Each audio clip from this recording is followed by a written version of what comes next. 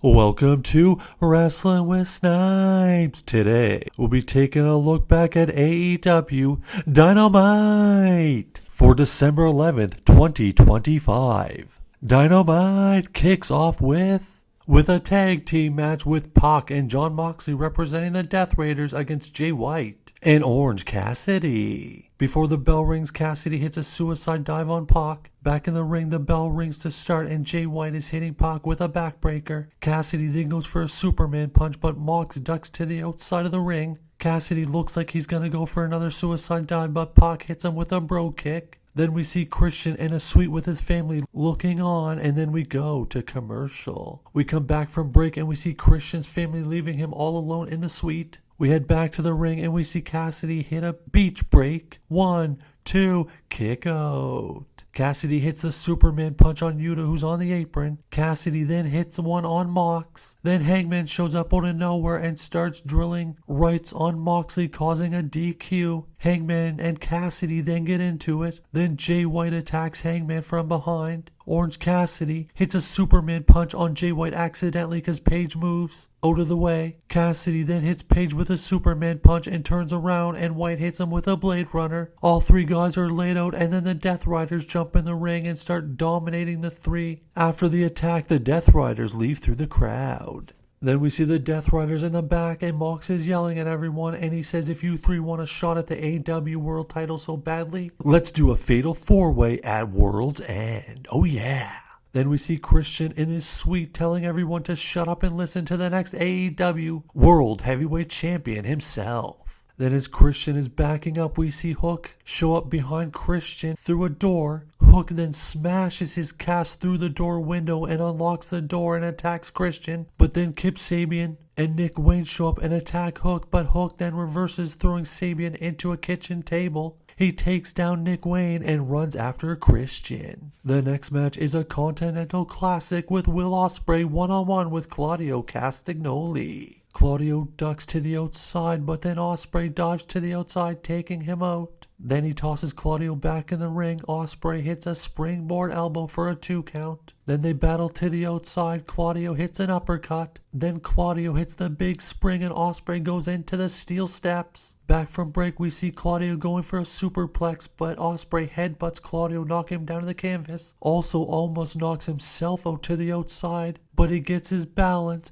He goes for a moonsault, but lands on his feet, and he gets hit with an uppercut out of nowhere. The battle goes back and forth, and Ospreay off the second rope hits a cutter. He gets back to his feet, and then Claudio hits an uppercut. Claudio goes for the neutralizer, but Ospreay jackknifes him. 1, 2, 3. Will Ospreay picks up the 3 points in the Continental Classic. Then after the match, Claudio attacks Ospreay. Then he goes to hit the neutralizer and hits it. Then he leaves, goes to the outside, grabs a steel chair, but out of nowhere, here comes Darby Allin with a baseball bat. Then Claudio bounces through the crowd.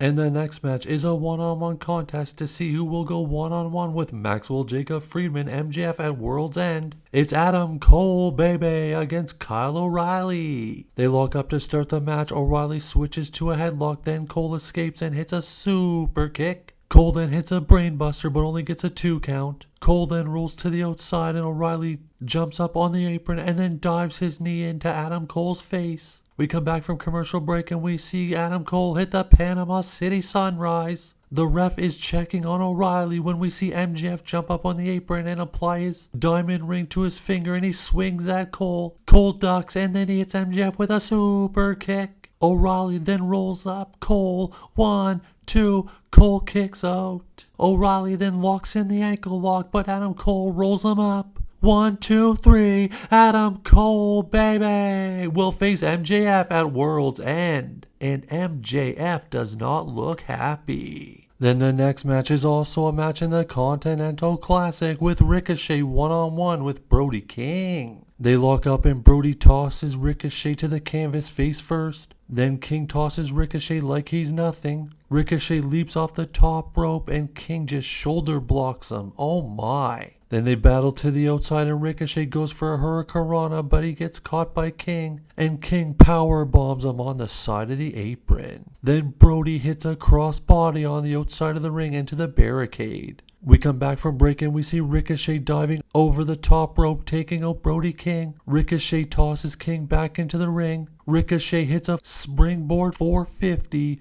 1, 2, kick out. Brody then splashes Ricochet in the corner and follows it up with a cannonball, but only gets a 2 count. Ricochet then hits a suicide dive from the top rope, then goes to the top rope and hits a shooting star press. Then he hits an elbow to the back of King's head. Then he hits another running elbow, but this time to the front face of Brody King. 1, 2, 3. Ricochet picks up 3 points in the Continental Classic. Then we go to the back and we see Renee Paquette. First she introduces the challenger for the TBS Championship, Anna Jay. Then she introduces the current reigning and defending TBS champion, Mercedes Moné. Moné says, say hello to your CEO.